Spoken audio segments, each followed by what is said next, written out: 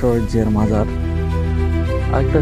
আরেকটা জিনিস সুন্দর করে খেয়াল করে দেখবেন, আকাশে উপরের সাইডটা কৃষ্ণচূড়া ফুল ফুটেছে। পুরো আকাশটা যেন লাল হয়ে আছে ফুলে, কি সুন্দর। দুই সাইডটা লাল, পুরো আকাশটাই লাল হয়ে গেছে ফুলে। তার থেকে আরেকটা জিনিস আপনাদের বলি, বাংলাদেশ সরকার 5ই আগস্ট পর পালিয়ে যাওয়ার পর গণভবনের অবস্থা বেহাল দশা, কোনো কেয়ারটেকার নেই, কোনো সংস্কার নেই।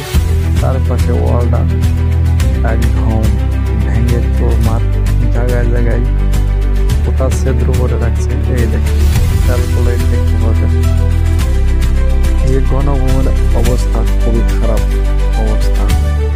5ই আগস্টের পর যেরকম ভাঙা হয়েছিল এরকম পরিত্যক্ত অবস্থা এখনো পড়ে আছে। আমার সামনে